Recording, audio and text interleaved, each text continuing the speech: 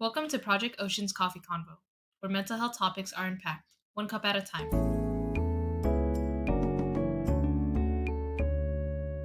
Today's topic is on self-compassion and productivity.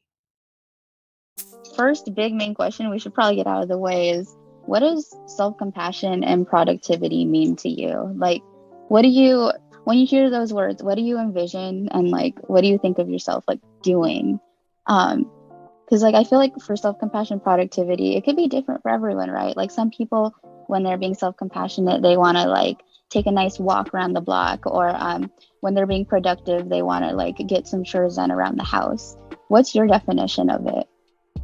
And I'll give you guys a second to think, and thank you, Victoria. You are awesome. I love your mind. Time for yourself and only for yourself, like a loving yourself moment. Yes, absolutely. With self-compassion, definitely. I was thinking about this earlier today. It was a weird kind of thought that just randomly popped into my head, but it was a thought of being there for yourself and just attending to who you are and what you need. And I think that really resonates with what you're saying, that for self-compassion, you sometimes need that moment just to be there for yourself and just to show yourself that love. And so does anyone else have any ideas of what self-compassion means to them, or what productivity means to them too? Mine is also kind of similar. It's but also more being yourself, being kind to yourself when you don't always meet all your goals. But in the sense of productivity, it's having goals, but not being too hard on yourself in the first place. And if you don't get something done, it's all right. Make sure to give yourself time, because that's also important. And I realized that nowadays, especially, that I've been spending a lot more time and being intentional about, having time to Netflix, if that's what I find fun, or whatever you guys find fun. And it's definitely helped me, because I realized that if I don't set in that time, I tend to be, more negative, or I even stay up later just so that I could have extra time. And that's also bad for health in general. Yes. Oh my gosh, Kyla, you touched upon a lot of things I've been feeling lately. I completely agree with you that you brought the idea of having our goals, right, and being productive. But when does having these goals start to become toxic? When do we start putting this productivity and these goals before us, taking time to do things that we enjoy and to de-stress? So I really like that you brought up the idea of productivity means goals, but what does self-compassion mean with that? And that I agree that sometimes I'll stay up late because I feel I don't have enough time for what I was doing earlier, but then I end up being tired the next day, or I end up being in a worse mood, or I'm irritating. I'm why am I why did I go to sleep so late? I should have just gone to sleep early. But it's just and then it's a cycle of just not being compassionate with myself, or not feeling productive enough. And then and that's how you get into the unhealthy thinking of self-compassion, productivity, right? And so I completely agree with you. And it's hard. Like you said, we have so much going on sometimes. Yes, Kyla. And yes, journaling and taking hot showers 100%, please. When I have too many thoughts in my head, it's hard to clear it out sometimes. So journaling, writing it out, getting it on paper, getting it out in some way. I love that. I'm so glad you do that.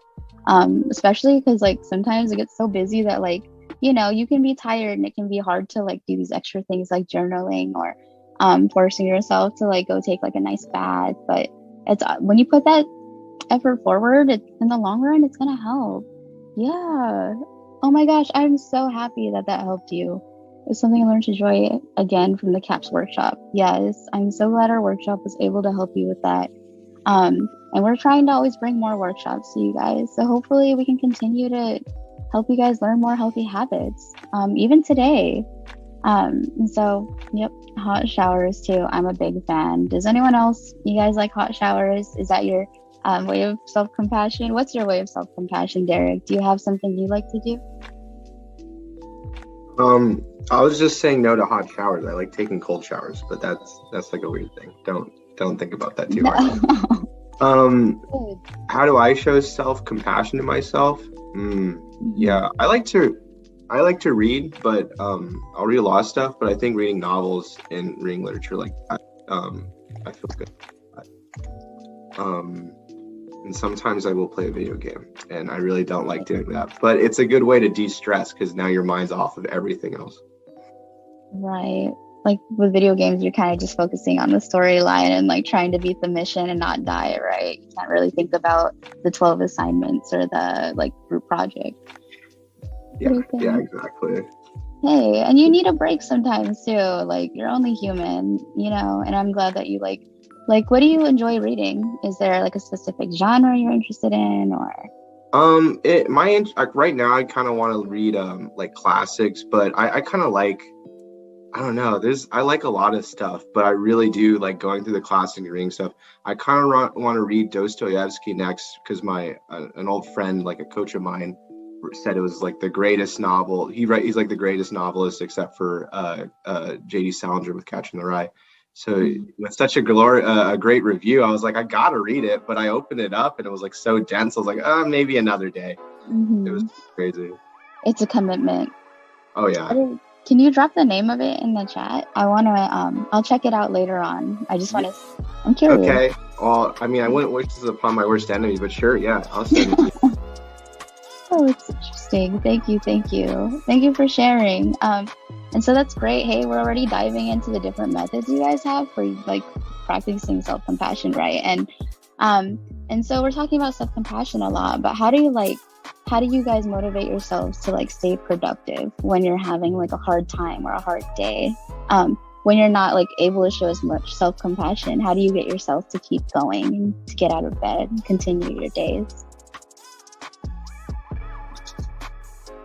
And I think that's just kind of to pivot to the other side of it. I would say, personally for me, like to keep myself productive, even when I'm having a hard day, it's definitely not easy. Honestly speaking, with you guys definitely makes me look forward to my work a lot more. I really love talking to people. I really love like thinking that like, what I'm doing is helping others and like making a difference. And if you think about like all the good things you do every day, like, even the smallest good things you do, like saying good morning to your friend or bringing a snack to your coworker or something, we do so many little good things. And like, that's kind of helps me like want to stay productive, want to keep on going. Because if I can just wake up and do like at least one good thing a day, I think that that's going to be like, at least for someone else, that's me being productive in my book. And like, there's that, and then there's the enemy of my healthy productivity, which is my over productivity, where I feel like I need to like scramble to get everything done. I need to scramble to be involved in everything. And like, if I'm resting, then I'm not doing enough. And that's when I start to forget all these small things I've been building up and like being proud of myself for. And that's when it like becomes toxic. And so, I don't know.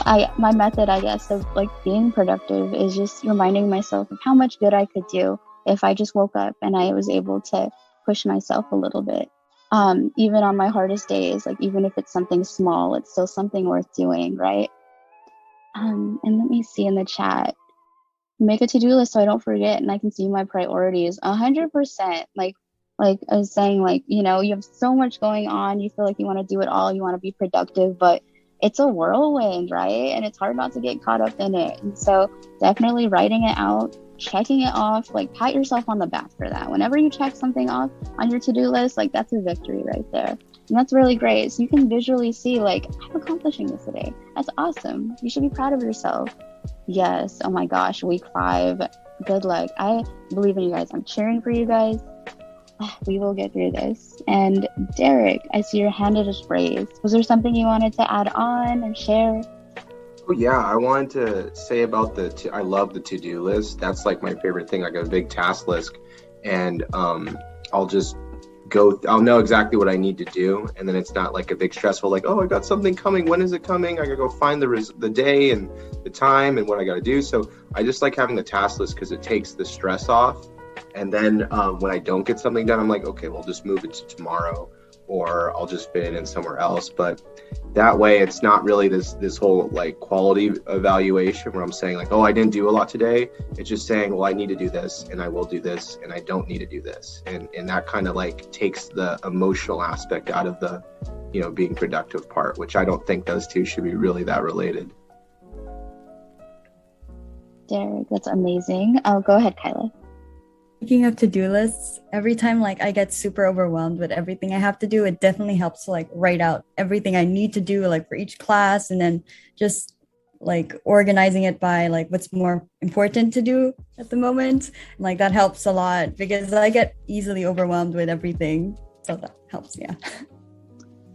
Yes, and I love Eric how you're saying like, if something's not done, then I can just move it to tomorrow.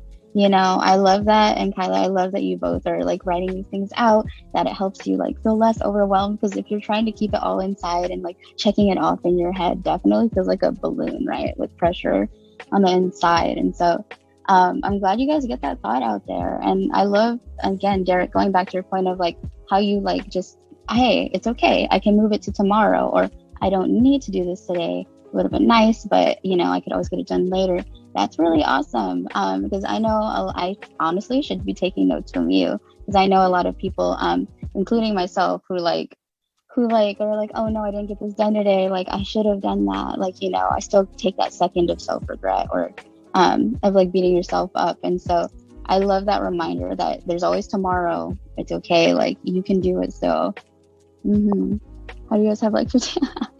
Yes, 15 times 8. Honestly, computer constantly sounds like it's gonna like it, like the fan is just always blowing so aggressively because I have so much.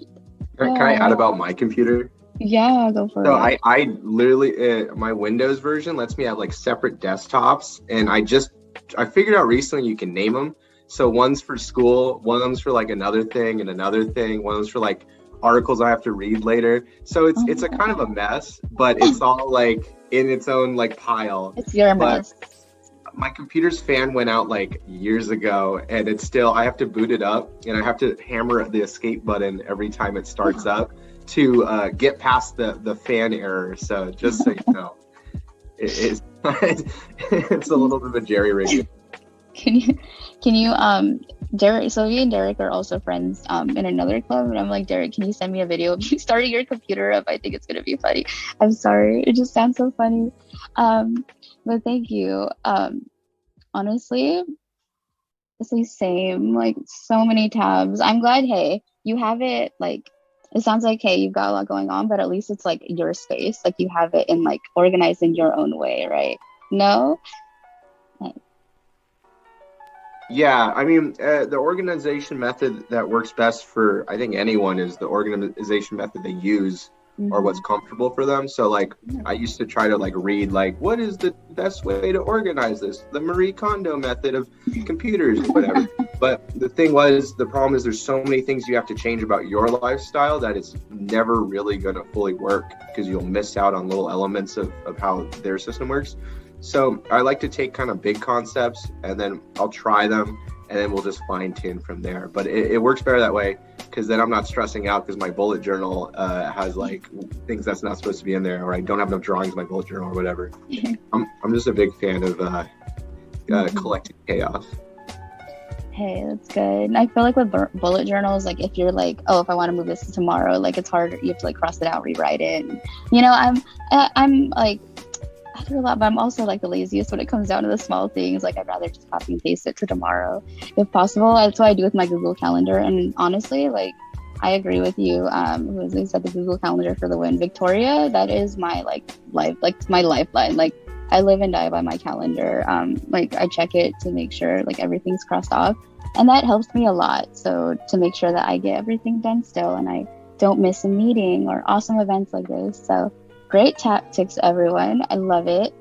Definitely helpful for productivity. And so I want to talk a little bit more on self-compassion as well. And I kind of want to talk about the flip side of it. We talked about why it's great, like, how we can practice self-compassion. But why do you think it can be hard to practice it sometimes? Why do you think we fail to be self-compassionate when we need it? And Derek, you have your hand raised. And I see also Victoria, you said we have high standards. And yeah, would you want to elaborate on that maybe, the high standards? Is it like do you mean like personally? Do you mean like, like societally, everyone? What do you think? I think we're all guilty of like comparing ourselves to other people, even though it's bad, but like you look at others and you're like, where am I supposed to be where they are? But then at the end of the day, we all have our own timelines. Yeah, it's hard to remember that. 100%, yeah. And like everyone's like, what is it? It's the American dream, or like the epitome or idea of success, right? Like people are raised to like wanna like succeed, do, but we have to be realistic, right? And human still. Yeah, go ahead. I'm sorry. I'm sorry. I just did like get a degree, get a job, make 6 figures a year. That default dream. Right, and that's a lot of pressure, to have for like so long. I know some people who have that kind of pressure like almost like their entire lives, and it isn't until we like get out and we start to see like, oh, like this is me, this is my individual, like this is my journey, right? And that these standards aren't like, these standards don't have to be what I have to live by.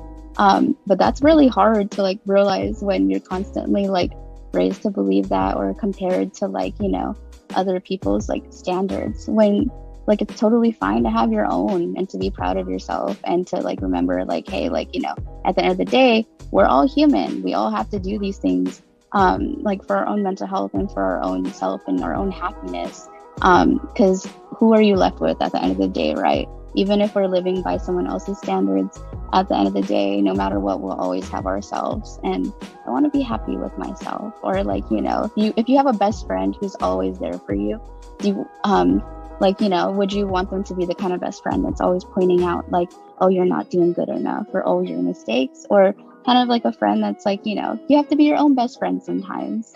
And so Victoria, thank you for sharing that with me too, because I know how crushing standards can be sometimes, and know it's completely okay to like redefine how you want to find your happiness, and to like, do things for yourself where you're working towards being the best version of yourself that you can be, like personally for you. And then Derek, your hand has been raised for a little bit. Did you want to add on? Yeah. I'll could you ask the question one more time? I kind of forgot the question. No, yeah, of course. Why do you think it can be hard to practice self-compassion sometimes? Oh, okay. Yeah, I had a thought on this. I think a lot of it has to do with it's a lot easier to practice compassion with other people. Like we'll see someone, they're going through a hard time, and oftentimes we'll say like, oh man, what do you need? Can I help you? How are you feeling? And it's a lot easier to do that. But I think a lot of people feel this way, where when it comes to themselves, they won't grant themselves the same level of compassion, or they'll make these kind of justifications and excuses like, well, I should be working harder, or I should be doing this, or, like you said with the standards, oh, I don't live up to their standard. I need to get 6 figures or whatever it is.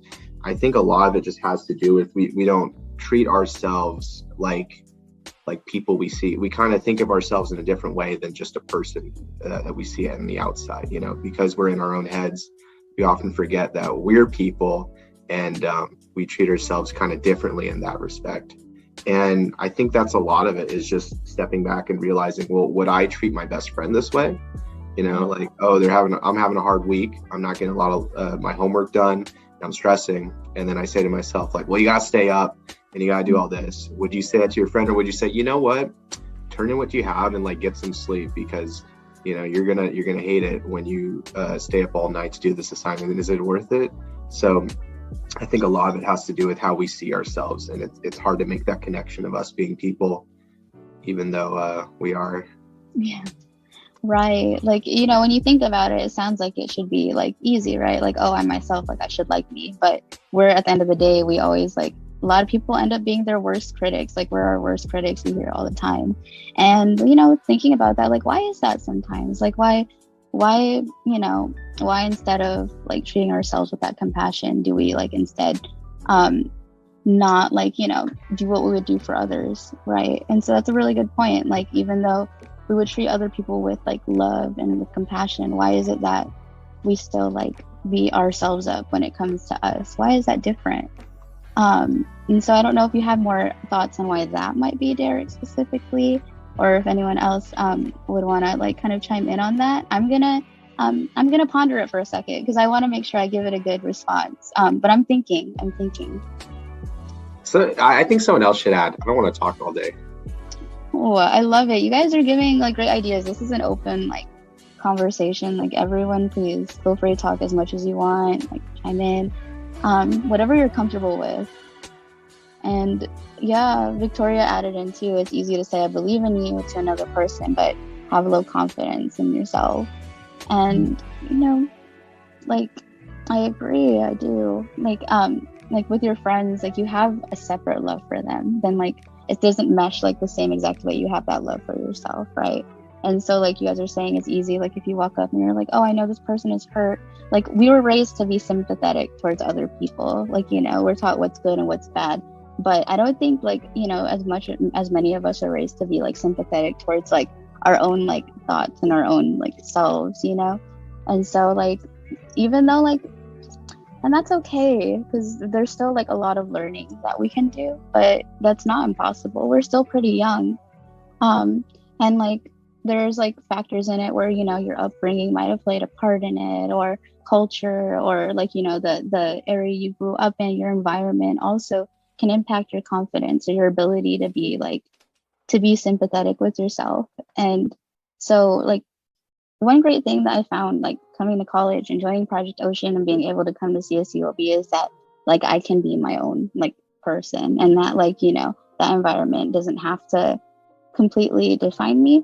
And so like, if you're facing like low confidence from these issues in your environment, even though like it's hard and it can like take like, it could feel like a lifetime of relearning that you have to undo, a lifetime learning that you have to undo, like there's still like, we're young and there's still time for us to like rewire and to be more confident and to grow in that. And like, every day, every step is a step forward. It is like, I need to take notes. Like, I need to do that for myself. Like, I still beat myself up for small things all the time. I am not perfect, but if I like remind myself of Derek's words and I'm like, why am I not being nice to myself, right? Like, I'm gonna remember, Derek. I will. You're helping me out too. This space is just as therapeutic for me as it is for you guys. Like, I'm gonna remember, like, when I'm downstairs and I'm getting upset with myself for something tiny that will not hurt me in like 20 seconds, in like 2 years, it will not matter. I'm gonna just try to be more kind. So thank you for that. Just 1%. Yes, Victoria. Improving in just 1%, better than getting worse by 1%. Absolutely. I'm 100% like every step forward, like proud of you. It's something to accomplish or something to celebrate. Thank you. And so I don't know, did you have anything you wanted to add, Kyla? If not, it's fine. So regarding the like, I was also pondering upon like, why are we such like hard critics ourselves? So I was thinking like, well, like Derek was saying, maybe we don't see ourselves as another person, like our friend. And so we're less likely to treat ourselves nice. And another thing I was like thinking about was maybe because like, this is, I feel like this doesn't apply to a lot of people, but like some maybe, like we feel like we can do a lot better or something. Like we believe in our capabilities, which is why we want to strive like to always work and stuff. But that doesn't always apply, because it's like there is a limit to that, of course, in a day. Like we have a limited amount of energy in a day.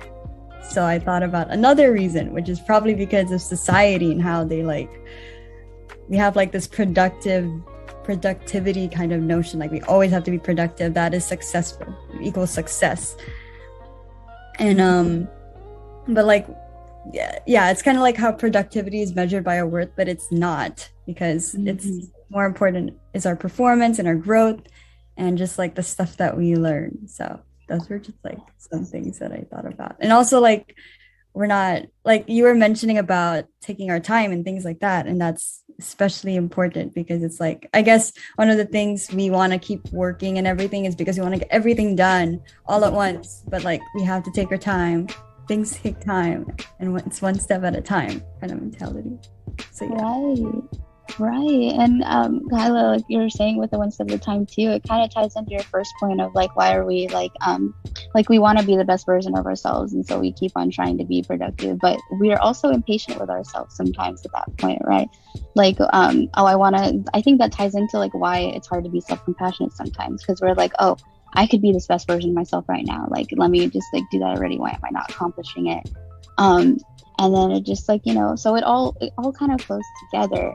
And there was a reading that one of my colleagues brought up in our workshop last week on productivity and self-compassion, and it was that an article saying that there's no such thing as laziness, that why is a natural human resting state like considered lazy? Like if you need time to rest, why do we call it, like why is it a bad thing? And so that's also a really good question like to ask, and that like that I would love to like be able to like solve one day with you guys. Like it's not a bad thing, it isn't, but it's just we're so used to like, oh, I want to accomplish this so fast, like I want to get the degree, or I want to get the job, or I want to be like a better me. But you were saying it takes time and we have to be patient. So thank you so much, Kyla, for sharing. And Derek, I see your raised hand as well. Did you want to add? Yeah, I like that thing you said about the why are we always not letting ourselves rest, or why is resting so bad?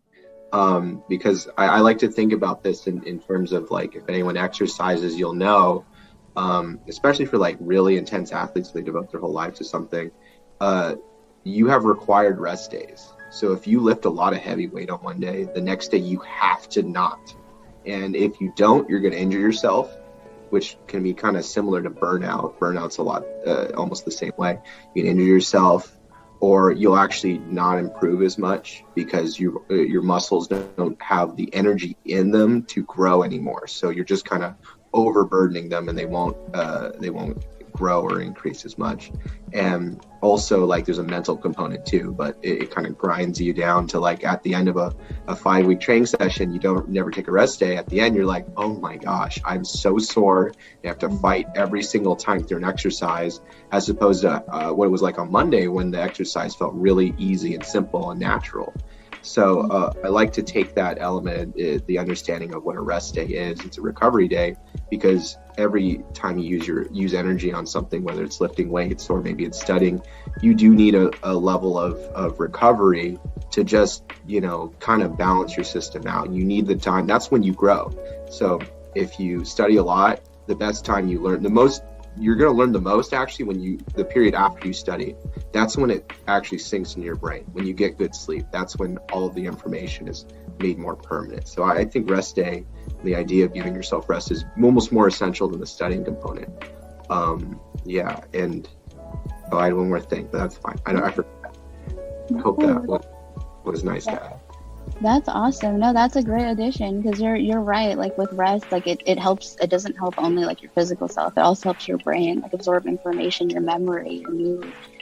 There's a lot of things that rest can help with, but like a lot of us find ourselves not resting. And like you were saying, that could lead to like sore muscles. That could lead to more pain down the road. If you exercise without resting, you could like pull a muscle and you could be injured and out for the next week. Like. And that's what happens with burnout too. If you keep on working and working and working without rest, there could be a time where you're like, I just can't, like, I just need to like shut off for a little bit. And, and though like, we can't solve every stressor we have, it's about minimizing it before it gets to that point, and really trying to like, do what we can. Like we can only do our best, right? And so like, I know for all of us, like we might be busy people, but like Derek is saying, if we could like designate some like rest time, like, like you stop working at like 8:00, or like, you make sure you have like a Saturday afternoon to yourself. that could be really, really helpful. And Derek, taking notes again, because something I want to do more of too. Like that was on my New Year's resolution, was take at least like 2 hours a day reading something I enjoy or watching a movie I like. Like, you know, these are awesome things to do. And yeah, I try to stop working at 6. See, setting good, healthy work-life boundaries, right? That can be really wonky sometimes. Yep. Yeah, sometimes it can bleed out. And, you know, sometimes you can't avoid it, but when you can, you know, we just got to try our best. And so I think we're going to go back in like a few minutes, but I'll ask one more question to end off our conversation today. And like, thank you guys so much for sharing and giving me all of your different like advice and methods for how you do like take care of yourselves and stay productive. So really appreciate that. And to end off, I want to ask, how can we practice being productive and self-compassionate more, like in a healthier way? Moving forward from like our discussion today, like what did you take away from today? To-do lists, absolutely. The power of a strong calendar and a good to-do list.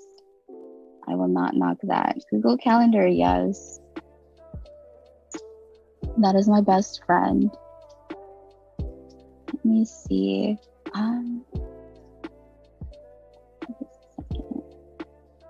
then, let me see if the other group is going to be returning soon. Give me just a second. But if you guys wanted to share anything else, please feel free. Like any thoughts you have on like self-compassion, productivity.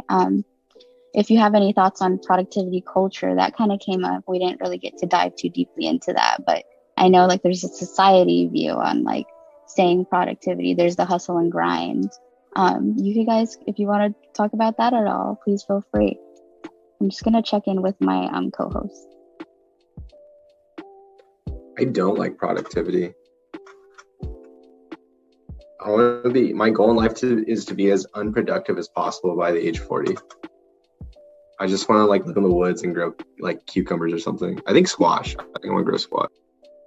Hey, I think growing your own crops is still pretty productive. So I'm like, who can flex? Who can be like, oh, I just grow my own squash, like cucumbers. Like that's pretty cool. I would be intrigued. Victoria, you're right. Stationery is the best part. Like I love Moleskine journals, but I don't like filling them. I just like having them and like, I wish they were pre-filled, honestly. Right, just so like it doesn't feel as bad when you're the first one writing. Like the first page, like I want it to be so perfect. Like I want my signature to be so nice in my new journal that I just don't want to use it. That's my problem. I think I gotta start like screwing up the first page, like just intentionally making it gross. That way, like, well, it's already there, so might as well put anything in it. It'd be way more useful, but too productive for me, so I can't. It's a bit too productive for me. Yeah. Oh, the Destroy. Did you guys see those in Target? I remember those growing up. Those are cool. I want one. Did you guys ever have one? I don't have one, but I've seen them like people do videos on them destroying the journal. Oh my gosh. Is it satisfying at least? Yeah, kind of. Because I'm like a perfectionist, so like when I see that, it's just like. That's the opposite. I think one of the pages says to rub dirt in it, and that one gets me so excited every time. You just get to rub dirt in it. You get to stain it. That's probably Oh my gosh. Yes, that's your mission for the day. That is funny. You know, maybe we should look more into those. Maybe we could make like mini like destroy this journals on campus. That would be cute.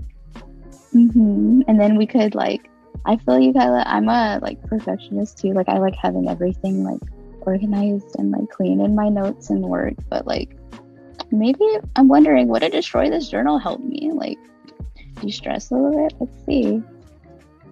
Yeah, and publish it. It would only work if it was like your current notebook, you know?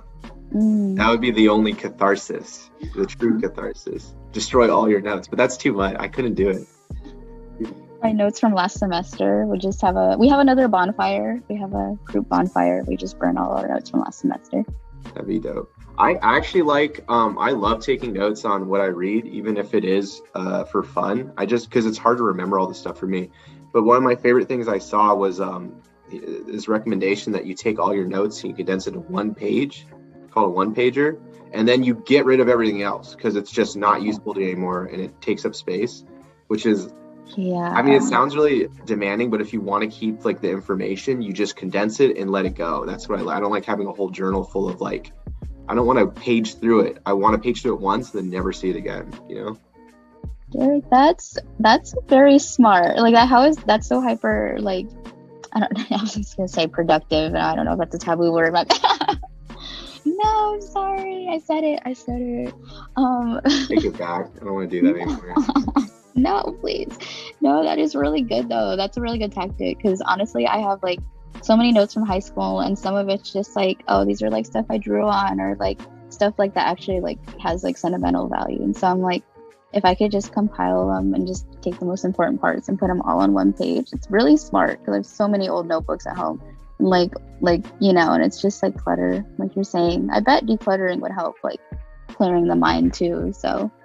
Oh, I love decluttering. It's like my favorite. I love throwing things away. I know I'm sounding like a weirdo, but I love throwing it all away because then once the room's like clear, there's nothing on like the table or anything. I'm just like, now I can focus because there's nothing kind of bothering me subconsciously. It's not distracting me, but it's not like that right now. I gotta get on that. It's okay. It's on my my New Year's resolutions too, was to be a little more organized. I feel you, honestly, just hearing your ideas already. I'm like, let me write that down. Let me try to do more of this, like habit building. There we go, you know. So that's really cool. And then Victoria, you also said that you need to burn your SAT prep books and AP books from high school. Yes. Yes, like all those years of stuff. I'm sorry, all those years of like high school suffering. Oh man, definitely burn it. Yeah, that'd be a great use of it. That would be a good use. Send us a TikTok. I honestly still have mine over there. Those AP books over there. No. It feels like a fever dream now. Like my sweat, blood, and tears went into those AP classes, and it's been so long. It's been like how many years now? It feels weird. This is gonna sound embarrassing. I never got an SAT prep book. I just took it once. Is that horrible? No. Hey, you made it work. Your CSU will be with us. Like, if you could avoid the pain, I kind of hopped around though. I was like, I transferred in from community college, so that's like I kind of took the easy route. I'll be honest. Hey, the scenic route. Yes, there we go. And that's good. Like I have friends who like transfer too, and it helps out a lot with like budgeting as well, right? Like to transfer in from a CC. Yeah, and in time-wise, mentally, I think going from high school to CC to 4 years is like probably the most mentally sustainable way to do it. I don't like going to the 4 year first. That's like really stressful, I find. Yeah, because you have more of like a transitional thing with CCs, even though like, you know, because CSU will be like a whole like its own like kind of biome kind of thing. Yeah, I tried doing that on top of a pandemic. Yes. Oh my gosh.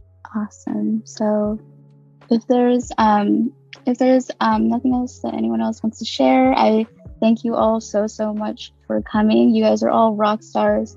Much appreciated for your time, for your energy, for your emotions, for everything. I know it can be hard to talk about some of these things sometimes. So you guys are all so like awesome and great for that. And I hope you guys feel encouraged and supported, and keep an eye out for more workshops. We'll try to keep on bringing them to you guys so we can keep on helping you on the mental health journey. So thank you so much, guys. I hope you all have a great weekend. Thank you guys again for coming out. It really means a lot to me because we did just start this year, and I hope you guys will continue to come out and always share about your experiences, because hearing about your experiences helps me feel like I can share about mine. And I hope you guys always remember to be a good human. Be proud of yourself.